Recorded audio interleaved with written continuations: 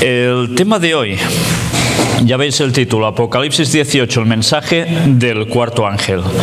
Muchísimas veces tratamos sobre 3 ángeles, ¿verdad? Apocalipsis 14. Pero muchas veces olvidamos que hay un cuarto ángel, que es el de Apocalipsis 18, que se añade con un gran poder a los otros 3. En las citas de Ellen White, a veces el ángel número 4 aparece también como si fuera el número 3, porque en definitiva está llevando el mensaje de los anteriores, pero lo potencia.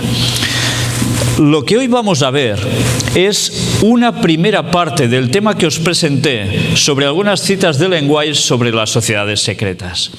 Pero esta vez no me voy a centrar en sociedades secretas, sino que vamos a ir a algo que nos es realmente muy cercano, algo que nos va a afectar absolutamente a todos, o que ya nos afecta a todos. Vamos a situar todo esto, evidentemente, en un aspecto, y es el de centrarnos en el capítulo 18 de Apocalipsis. Os voy a leer solo unos versículos. El resto lo podéis leer tranquilamente después en vuestras casas, porque hoy lo que vamos a tener es un repaso de citas diversas del espíritu de profecía que nos va a ir dando una nueva vislumbre que quizás ya teníamos, pero que a veces olvidamos, o quizás nos vamos a dar cuenta que cuando leemos de nuevo estas citas cogen un nuevo vigor delante nuestro. Tantas veces leemos citas y no terminamos de reparar en el verdadero contenido del mensaje, en la profundidad de lo que nos quiere transmitir esas líneas. En Apocalipsis 18 nos dice: después de esto, vi a otro ángel descender del cielo con gran poder, y la tierra fue alumbrada con su gloria. Mirad que es toda la tierra la que queda alumbrada. No dice algún rinconcito de la tierra, sino toda la tierra. ¿Y qué nos dice? Y clamó con voz potente diciendo: ha caído la gran Babilonia, y se ha hecho habitación de demonios y guarida de todo espíritu inmundo y albergue de toda ave inmunda y aborrecible. Porque todas las naciones han bebido del vino del furor de su fornicación, y los reyes de la tierra han fornicado con ella, y los mercaderes de la tierra se han enriquecido de la potencia de sus deleites. Y oí otra voz del cielo que decía: salid de ella, pueblo mío, para que no seáis partícipes de sus pecados, ni recibáis parte de sus plagas, porque sus pecados han llegado hasta el cielo, y Dios se ha acordado de sus maldades.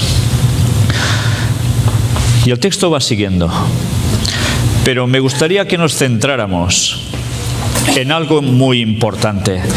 Todo este capítulo nos está haciendo una descripción de una situación final que habrá en la tierra, que tendrá que ver con la Gran Babilonia, pero tendrá que ver prácticamente con todo el mundo. Vamos a darnos cuenta hoy, y de eso realmente os quiero hacer hincapié, que las citas que vamos a leer nos están hablando, en definitiva, de algo relacionado totalmente con este cuarto ángel. Y en un principio quizás no os lo va a parecer, pero cuando vayamos leyendo, iremos profundizando de tal modo que veréis el proceso del desarrollo de este cuarto ángel. Vamos directamente a la mensajera del Señor con los escritos que reveló grandes cosas. Todos tenemos este libro, ¿verdad? Mensajes selectos, tomo 1. Nos vamos a poner justo donde está marcado. Y mirad mientras voy leyendo de situar las cosas en relación al periodo histórico que ella quiere marcarnos. Pocos pueden discernir el resultado de fomentar las falsedades defendidas por algunos en este tiempo. Pero el Señor ha levantado la cortina y me ha mostrado el resultado que se produciría. Las teorías espiritualistas acerca de la personalidad de Dios, seguidas hasta sus conclusiones lógicas, destruyen todo el sistema cristiano. Aquí estaba tratando de la polémica que todos sabemos con el señor Kellogg, el asunto panteísmo, la personalidad del Espíritu Santo. Mirad lo que nos dice. A muchos esto no se lo parece, pero el tema de la personalidad de Dios puede llevar precisamente a apartarse totalmente, a destruir todo el sistema cristiano. Anulan la luz que Cristo, al descender del cielo, dio a Juan para que éste diera a las gentes. Y mirad ahora una cita, o en estas líneas, como lo que ella escribió en esos momentos, para eso también tiene aplicación, digamos ya de un modo contundente para ahora. Enseñan que las escenas que están precisamente delante de nosotros no son de suficiente importancia para que se les preste atención. Anulan la verdad de origen divino y despojan al pueblo de Dios de su experiencia pasada, dándole en cambio una falsa ciencia. Las escenas que están precisamente delante de nosotros. En su momento era la cuestión del Espíritu Santo. Y ahora no están habiendo también grandes problemas también sobre lo mismo. ¿Y está sucediendo exactamente igual? No todo tiene mucha importancia. Eso es lo que parece, pero sí la tiene. Y mirad ahora, en esta otra cita de Maranata, el Señor viene. Ruego a los miembros de nuestras iglesias que no pasen por alto las señales de los tiempos que nos dicen tan claramente que el fin está cerca. Oh, cuántos que no se han preocupado por la salvación de sus almas lanzarán pronto este amargo lamento.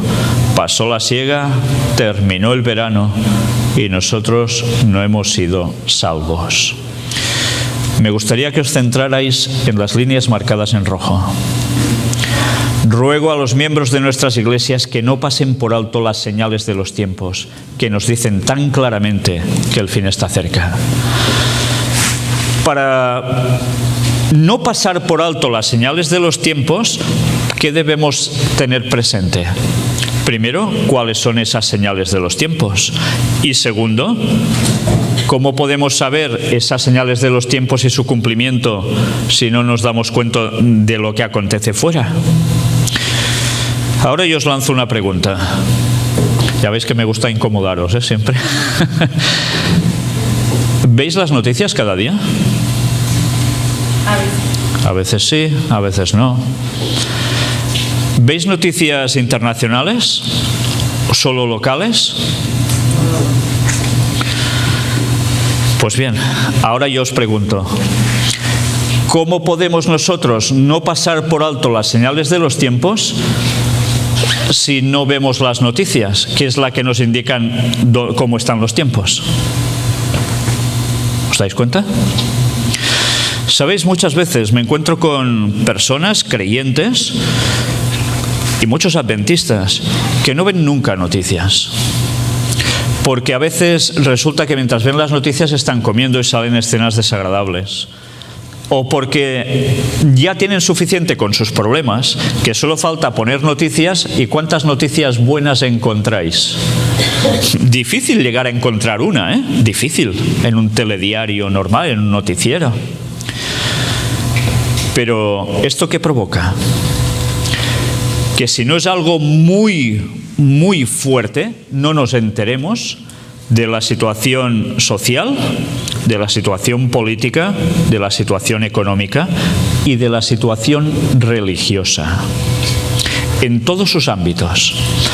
Al desconocer esto, ¿cómo podemos enterarnos nosotros de las señales de los tiempos? Es más, ahora yo os digo ya claramente, el otro día tratamos Daniel 11, versículos finales. Si nosotros no sabemos todo lo que está pasando en Medio Oriente, con detalles más o menos, ¿cómo podemos encajarlo esto en las señales de los tiempos? ¿Os dais cuenta? Nosotros mismos nos echamos piedras sobre nuestro tejado, porque no estamos pendientes como atalayas de lo que está aconteciendo en el mundo para avisar al pueblo de Dios: ¡hey! Que esto que está pasando estaba escrito y esto es casi lo último que debía pasar, antes de eso otro y después viene el fin. Y como consecuencia, no tenemos argumentos para ir a avisar a la gente que está ahí fuera, que no sabe nada de esto, y no se pueden convertir al Señor. Con lo cual, la responsabilidad ante el Señor, ¿de quién va a ser si esas personas se pierden? Nuestra. Por eso, si alguien en una iglesia, y eso os lo estoy diciendo porque lo he vivido, y sé que hay pastores que lo están pregonando incluso en sermones por internet, y están diciendo que tranquilos, que lo que pase no importa, que lo importante es nuestra relación con Dios y ya está, se están quedando con el 50% de la cuestión. Porque si desconocemos lo de fuera, no podremos dar testimonio a los demás del modo correcto para que se entreguen al Señor viendo las cosas con claridad. Os lo he dicho antes de que suceda, para que cuando suceda creáis.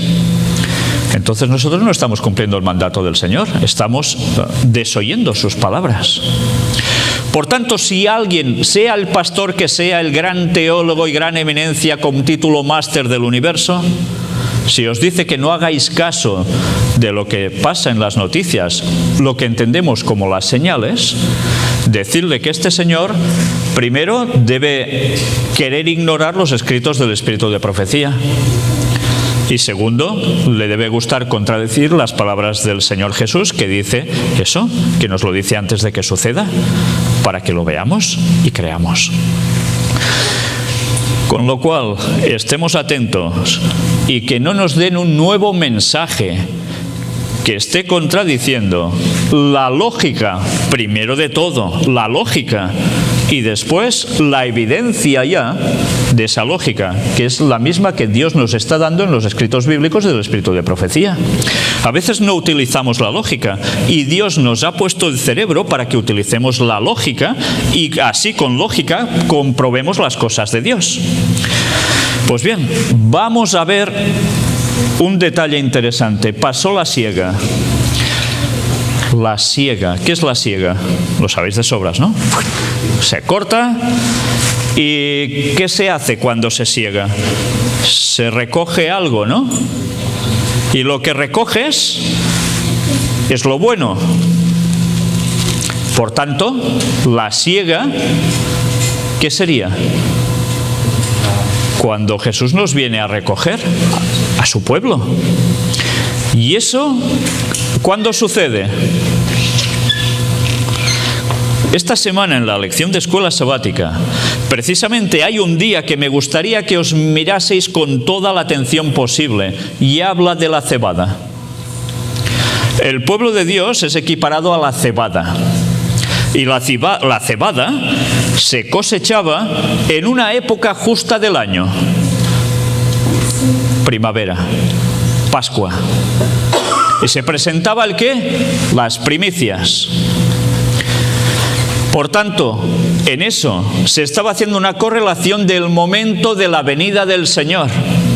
El Señor no va a venir en invierno, va a venir en primavera a recoger a su pueblo, porque cuando llega el verano ya es demasiado tarde, ya no has sido salvo. Jesús volverá en primavera. ¿Sí? No es ninguna tontería.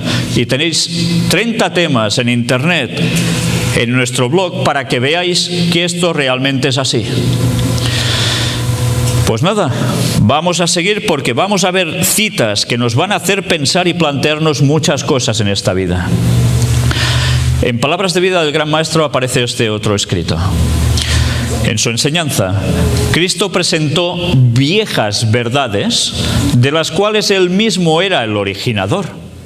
Verdades que él había hablado mediante patriarcas y profetas, pero ahora arrojaba sobre ellas una nueva luz. O sea, ¿se estaba inventando algo Jesús? No. Pero en cambio, sobre esas mismas verdades que ya estaban, ¿qué hace? Les da una nueva luz, un nuevo enfoque que capta la atención y la necesidad de esos tiempos. Cuán diferente aparecía su significado. Su explicación traía un raudal de luz y espiritualidad. Y él prometió que el Espíritu Santo iluminaría a los discípulos, que la palabra de Dios estaría siempre desenvolviéndose ante ellos. Podrían presentar sus verdades con nueva belleza. Eso era en su tiempo. Ahora iremos viendo cómo las cosas se van aplicando también a otros tiempos. Desde que la primera promesa de redención fue pronunciada en el Edén, la vida, el carácter y la obra mediadora de Cristo han sido el estudio de las mentes humanas. Sin embargo, cada mente en la cual ha obrado el Espíritu Santo ha presentado estos temas con una luz fresca y nueva. ¿No es verdad que si vosotros habláis de un mismo tema, y eso lo podéis comprobar en una lección de escuela sabática, todos habéis estudiado lo mismo, y en la clase, ¿verdad que hay opiniones distintas que no necesariamente se contradicen, sino que se complementan? ¿Qué quiere decir esto? Pues que el Espíritu Santo está obrando en uno, en otro, y les está dando una cierta forma de esa luz, y junta hace una gran luz. Y ahora, estad atentos.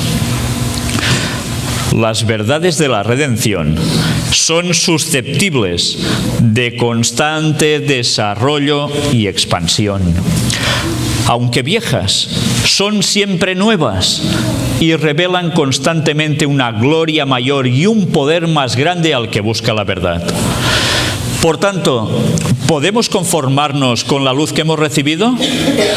No, porque Dios ya nos dice que la luz siempre va en desarrollo y expansión.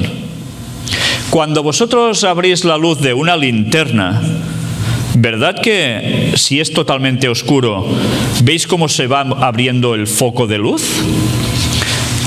Pues es lo mismo, la luz se expande. No podemos decir, no, esta nueva luz es mala, si está basada en la luz de antes. En cada época hay un nuevo desarrollo de la verdad, un mensaje de Dios al pueblo de esa generación. ¿Cómo lo conocemos eso? Con dos palabras, bueno, tres. La verdad presente. ¿Verdad? Es así, ¿no? Las viejas verdades son todas esenciales. La nueva verdad no es independiente de la vieja, sino un desarrollo de ella. Es únicamente comprendiendo las viejas verdades cómo podemos entender las nuevas. Por tanto, si entendemos las viejas verdades, podremos, con la ayuda de Dios, llegar a tener más luz sobre esas verdades que quizás en ese tiempo no terminaban de apreciarse porque no tocaba por época. Cuando Cristo deseó revelar a sus discípulos la verdad de su resurrección, comenzó desde Moisés y de todos los profetas, o sea, de lo viejo, y declarábales en todas las Escrituras lo que de él decían. Y todo era el Antiguo Testamento, ellos no tenían el Nuevo, evidentemente. Pero es la luz que brilla en el nuevo desarrollo de la verdad la que glorifica lo viejo. Aquel que rechaza o descuida lo nuevo no posee realmente lo viejo. Vaya bofetada que nos da con esta declaración. Para él la verdad pierde su poder vital y llega a ser solamente una forma muerta. ¿Os dais cuenta de lo que está diciendo aquí? Aparece el desarrollo nuevo de la verdad antigua. Se presenta con una nueva luz.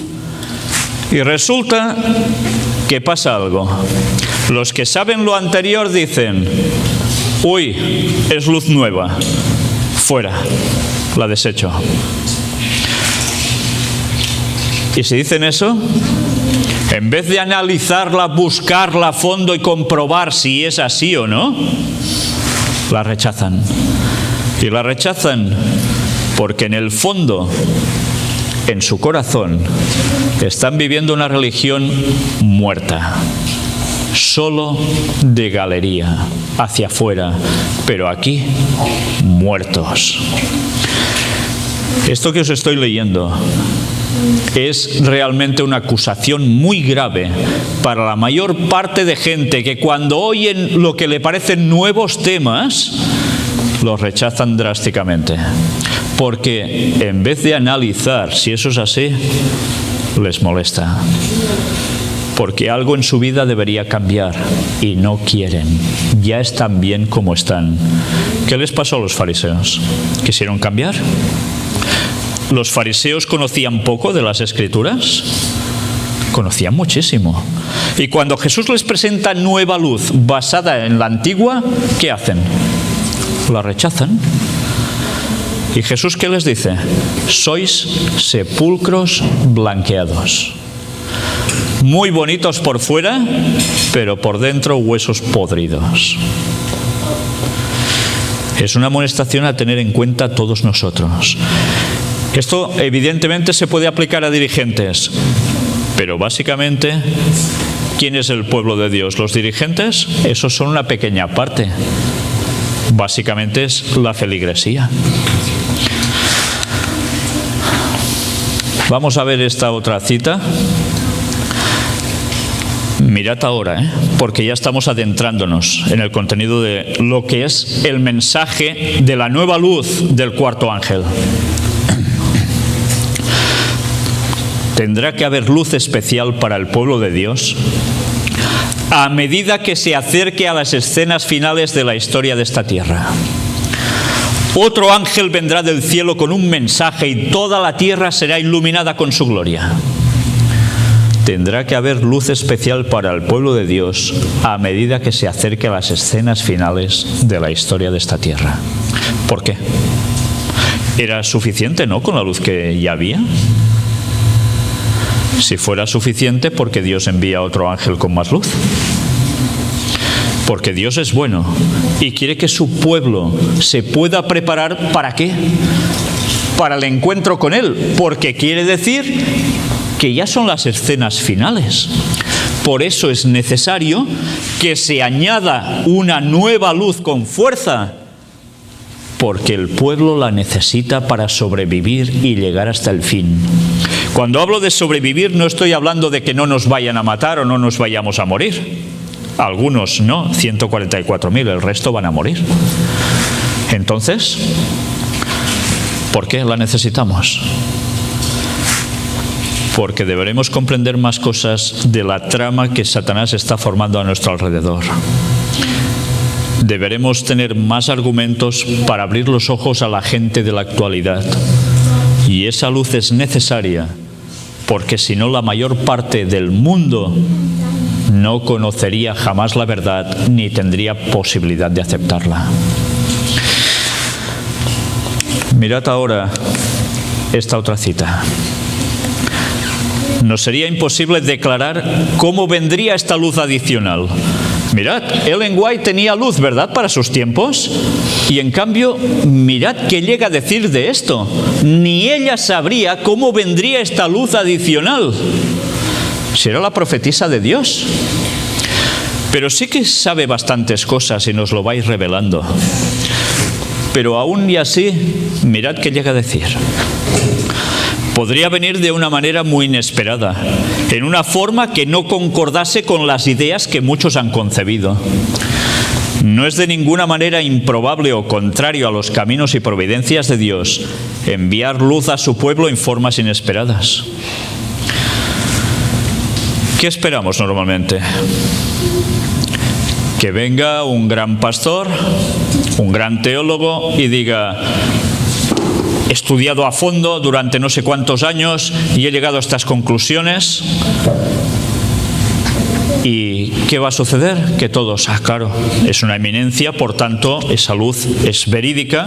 Puede ser. Pero normalmente, ¿a qué nos hemos estado acostumbrando desde los tiempos de Ellen White para acá? Que el mensaje fuerte, el mensaje que alimenta al pueblo, lo suelen dar ¿quién? Los grandes intelectos dentro de la Iglesia. Pero a veces las cosas sorprenden. ¿Elías era alguien importante entre su pueblo? ¿O Eliseo? ¿Y Juan el Bautista?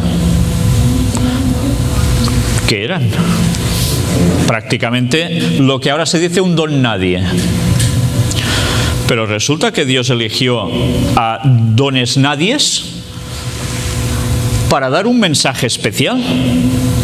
Y ahora en nuestros esquemas esto ya no entra tampoco.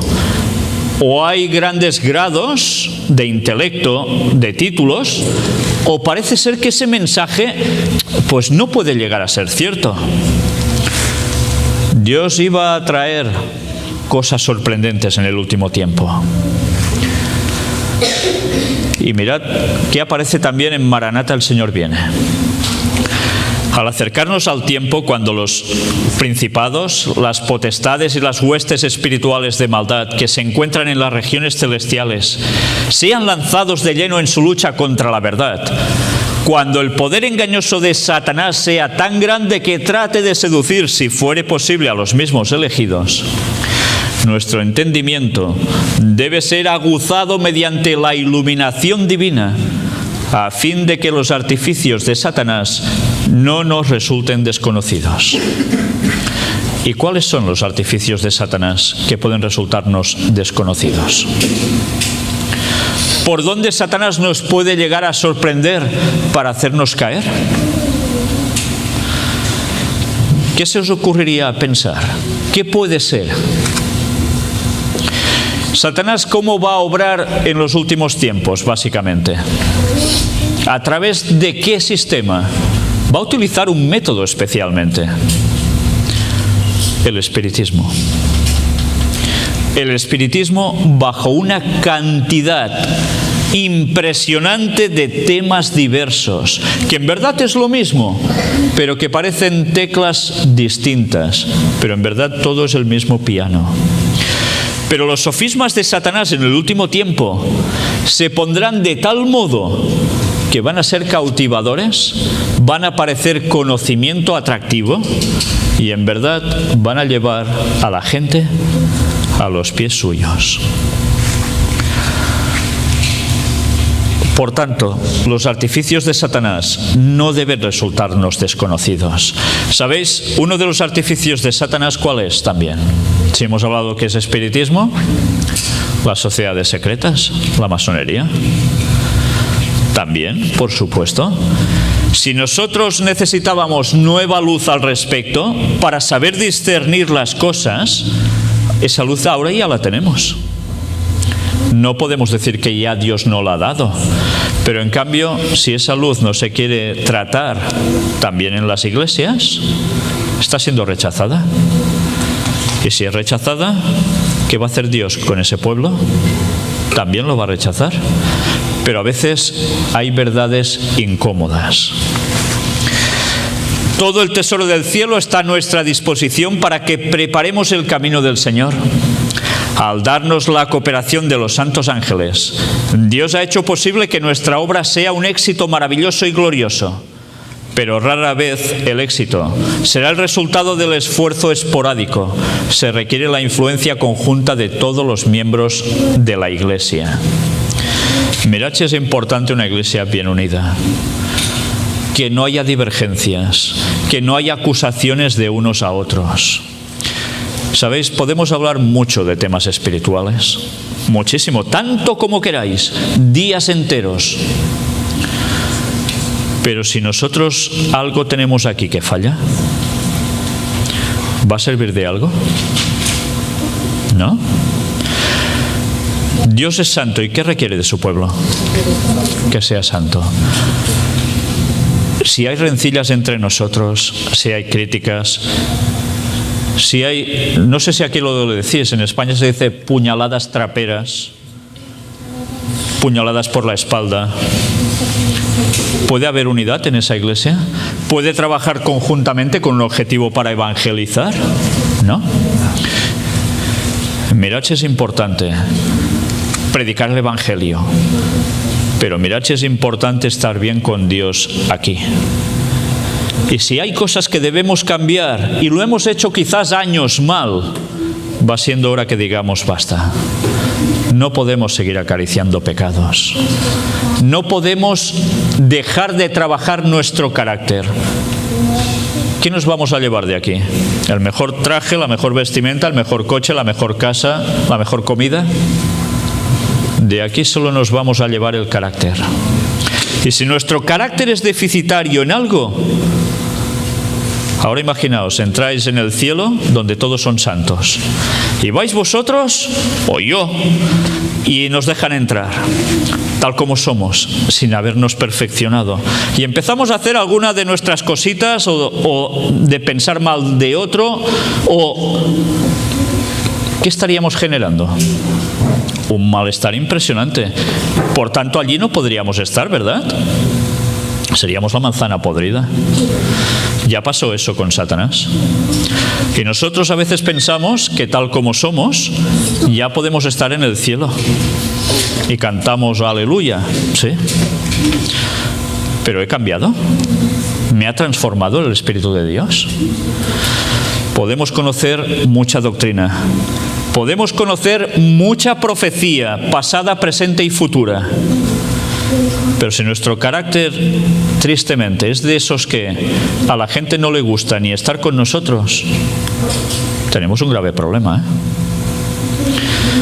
Analicémonos siempre, porque siempre debemos cambiar algo. Estamos en el camino de la santificación. ¿Alguien de aquí puede levantar la mano y decir, yo ya soy santo, yo ya no peco?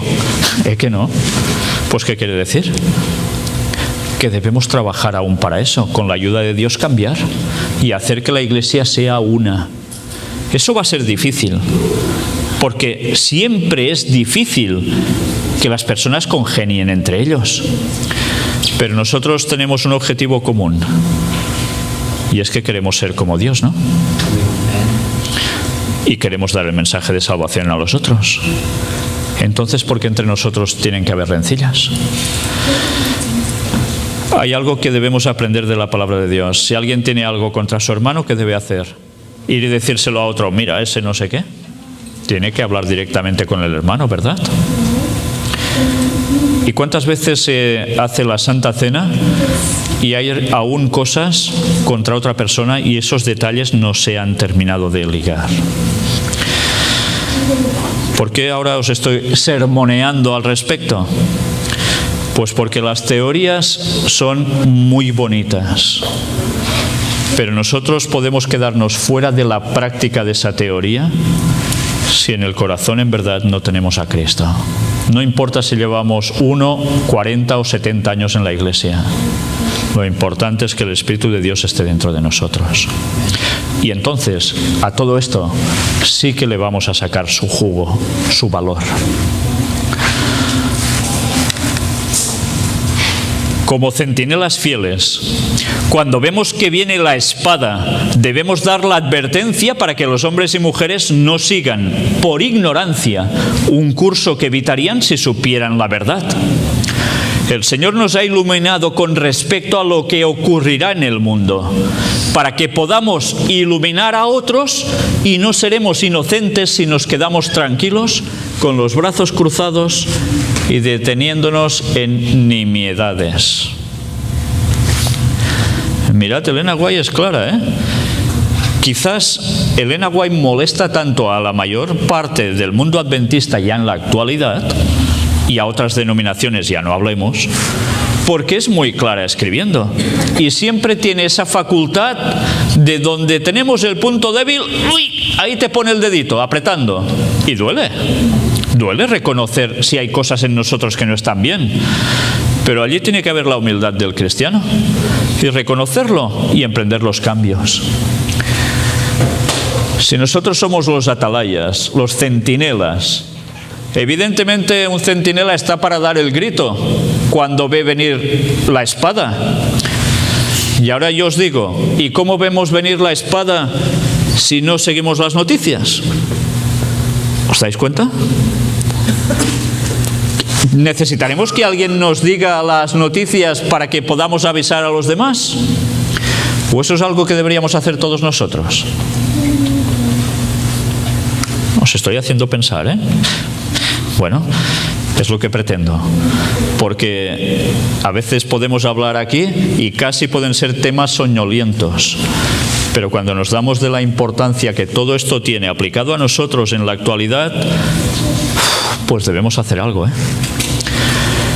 La luz llegará al pueblo a través de los agentes escogidos por Dios, quienes darán la voz de advertencia para que nadie ignore los propósitos de Dios o las artimañas de Satanás. Las dos cosas, ¿eh?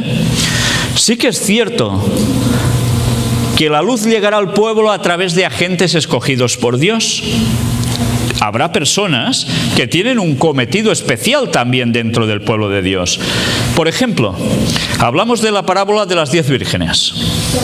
Y tantas veces, ¿en qué nos centramos de esa parábola? En los personajes que parecen principales, que son las vírgenes.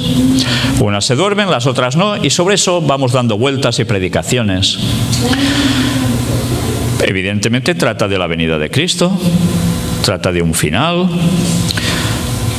Pero es que hay alguien más en esa parábola, ¿lo recordáis? ¿Quién es? Una voz que dice: «He aquí el esposo, salid a recibirle». ¿Ese dormía? Y en cambio las otras 10 estaban fritas dormidas. Entonces, la parábola ya nos está indicando algo.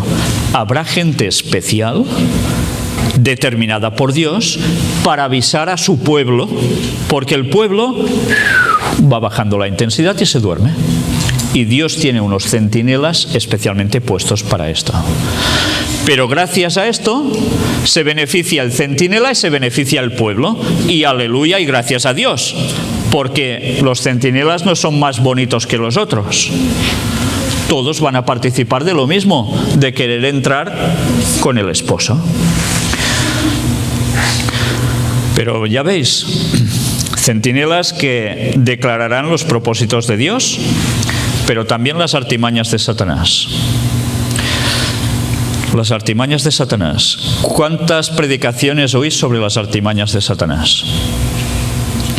¿Que no se suele oír mucho sobre eso? Y entonces decimos que es que no son predicaciones cristocéntricas. Y resulta que es Cristo el que da la luz para avisar de las artimañas de Satanás. Hay una incongruencia de conceptos aquí, eso no cuadra. Las artimañas de Satanás deben ser avisadas. ¿Cuáles son las cosas que él va a hacer para cautivar y enredar y entrampar a la gente? Y eso debe ser pregonado por algunas personas. ¿Y el resto qué debe hacer? Decir: uy, a mí estos temas no me interesan. O decir: a mí estas cosas me dan miedo y no quiero saber nada. O esto es ponerse en espiritismo. Todas esas excusas no van a servir. Lo que va a servir es conocer las artimañas de Satanás, los planes, las tretas que va a hacer para tumbarnos. En el corazón de la obra, Satanás usará al máximo sus artes diabólicas. A toda costa tratará de interponerse entre el pueblo de Dios, entre el pueblo y Dios, para disipar la luz que Dios ha dado a sus hijos. Es su propósito mantenerlos en la ignorancia de lo que ocurrirá en la tierra. Es su propósito mantenerlos en la ignorancia de lo que ocurrirá en la tierra. Por eso, ¿qué va a hacer Satanás ante esto? Ahora imaginaos, sale alguien que empieza a denunciar cosas de las artimañas de Satanás y de los propósitos de Dios, diciendo todas estas situaciones que pueden darse. ¿Y Satanás se va a quedar también cruzado de brazos? Satanás automáticamente hará algo: interponerse entre el pueblo y Dios. Y cuando eso se quiere anunciar, ¿qué quiere decir entonces? ¿Qué va a hacer Satanás para evitarlo? Pues evitar que la gente oiga al que habla de estas cosas, porque así sabe que esa comunicación para el pueblo y que del pueblo llegue a Dios, se una, queda cortada.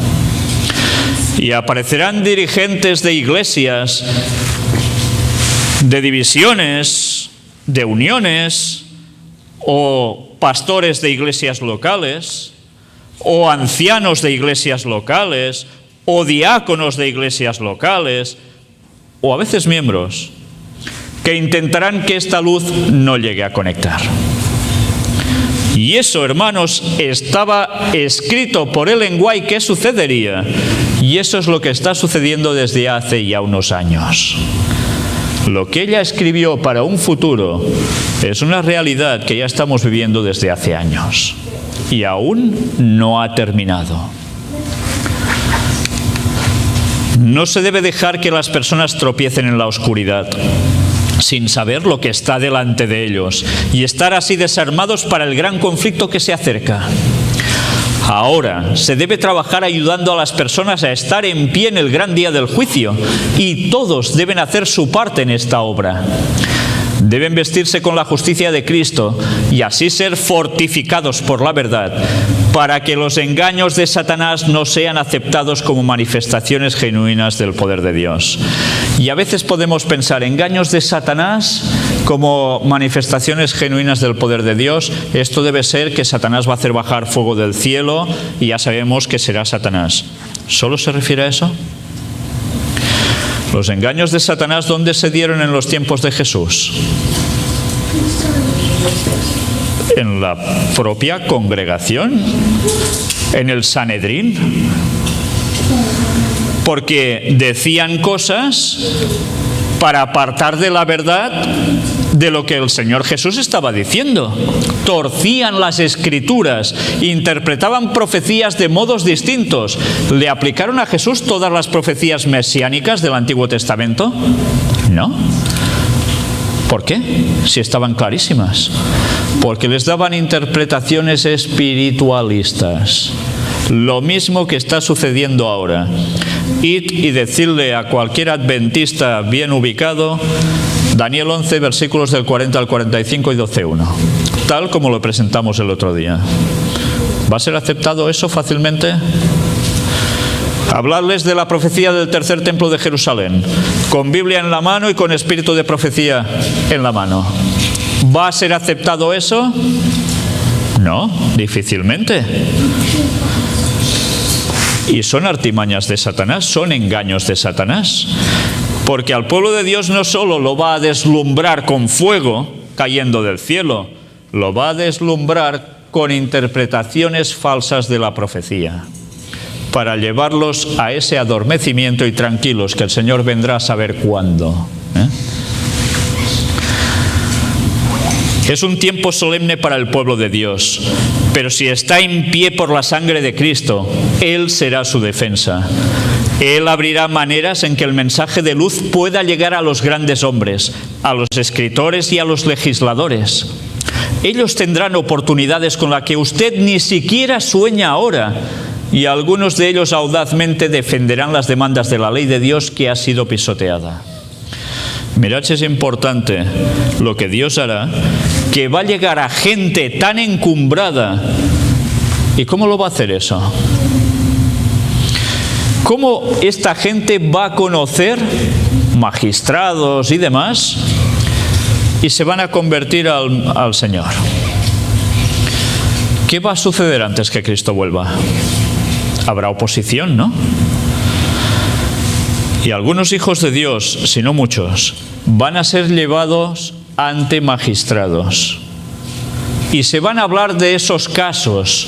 Imaginaos que ahora os cogen a cualquiera de vosotros y os ponen en un tribunal. Y a vosotros se os va a interrogar. Y se os va a pedir por qué estáis guardando el sábado, por qué estáis alterando el orden civil de la sociedad. Lógicamente, cualquiera de nosotros en esa circunstancia deberá dar un mensaje preciso, claro. Pero ahora yo pregunto, si nosotros no hemos estudiado a fondo la palabra de Dios, si no tenemos argumentos para defender nuestras posturas, ¿qué mensaje les vamos a dar? ¿Sabéis? Ellen White habla de esa situación en dos casos distintos. Una, el Espíritu Santo nos va a recordar lo que ya sabemos, ¿verdad? Eso lo dice la palabra de Dios. Y entonces se podrá decir, sin haber hecho el día antes o la noche antes, uy, que mañana tengo el juicio, voy a ver qué les digo. No. no hará falta. Pero claro, otros dice que van a llegar a esa situación y va a ser la cara B de la moneda. No habrán estudiado como debían estudiar y no tendrán el poder mostrarles a todos esos señores que lo que ellos defienden estaba escrito y es la verdad de Dios. Y van a pasar vergüenza. Y aún algunos se mantendrán en su fe porque saben que es lo que ellos creían, pero no saben determinarlo. Y eso es jugar con fuego, porque esa gente que está en esos lugares va a recibir el mensaje por la palabra de esos que van a ser juzgados. ¿Y si somos nosotros? ¿Qué responsabilidad tenemos,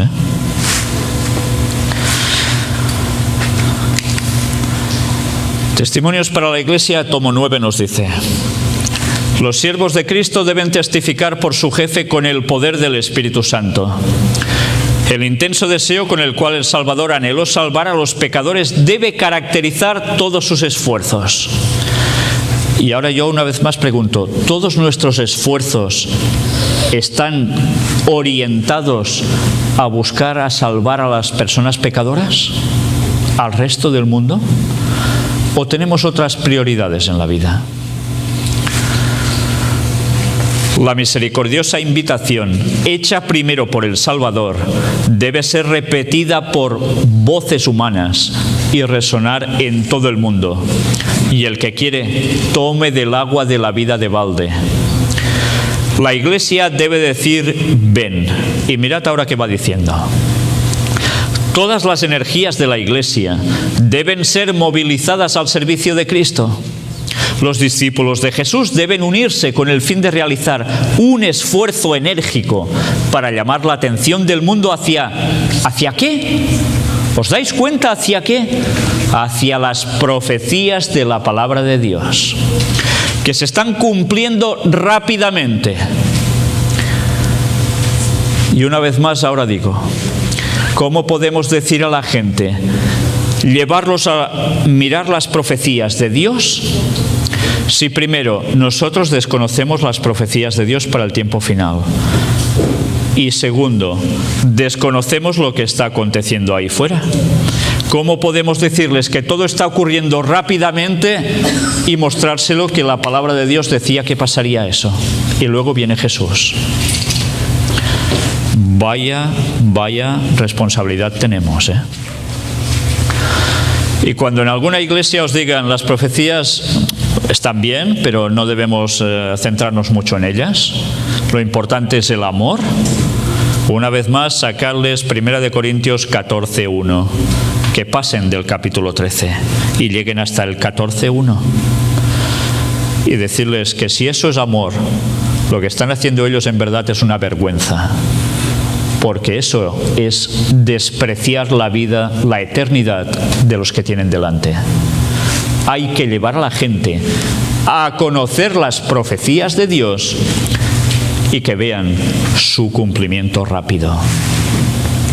La incredulidad y el espiritismo están adquiriendo sobre el mundo un dominio cada vez mayor. ¿Permanecerán ahora también fríos e incrédulos los que recibieron gran luz?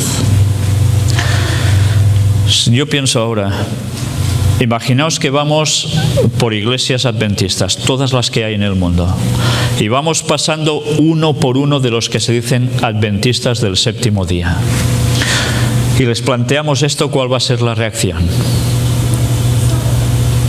Habrá, evidentemente, para todos los gustos, pero lo más seguro es que esto va a molestar.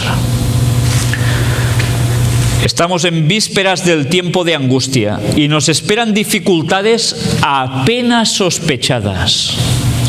Un poder de abajo impulsa a los hombres a guerrear contra el cielo. Hay seres humanos que se han coligado con las potencias satánicas para anular la ley de Dios. Lo que va a suceder con la ley dominical.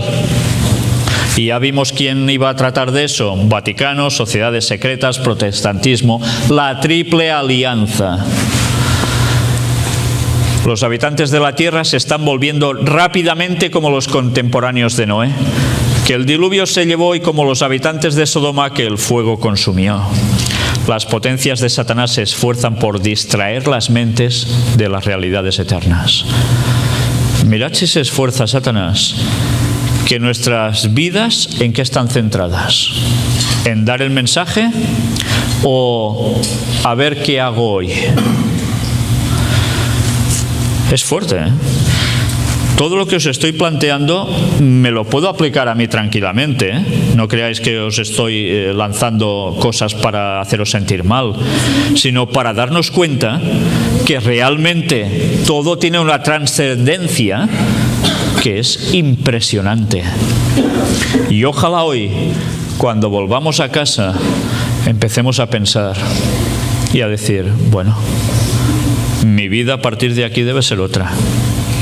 A partir de ahora conoceré lo que pasa afuera, investigaré más las cosas de Dios y miraré cómo anunciar ese mensaje a la gente, llevándolos a las profecías, a conocer las artimañas de Satanás y a ver cómo Dios actúa buscándoles la salvación. Y no vamos a llegar solo a latinoamericanos, vamos a llegar también a autóctonos de aquí, a gente nacida en Estados Unidos por generaciones, porque quizás ellos no tendrán nadie que les diga el mensaje que solo vosotros se lo podéis decir.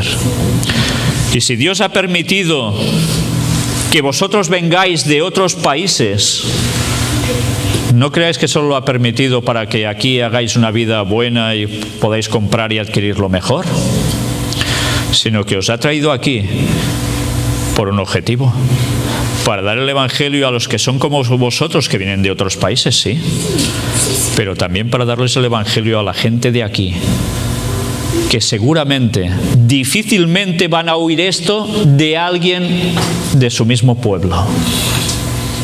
Y vosotros habéis conocido bastante en estos pocos días, más todo lo que ya sabíais, para darles un mensaje que abran los ojos a cualquiera.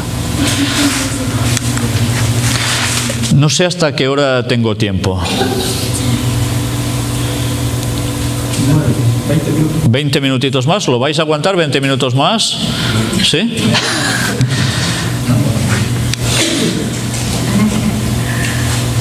Satanás ha descendido en estos últimos días para operar con todo engaño de iniquidad para los que se pierden. Su majestad satánica obra milagros a la vista del falso profeta delante de los hombres, pretendiendo que verdaderamente es Cristo. Satanás da su poder a los que lo están ayudando en sus engaños. Da su poder a los que lo están ayudando en sus engaños.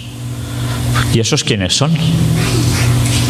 Pues de los que hemos venido hablando estos días, ¿eh?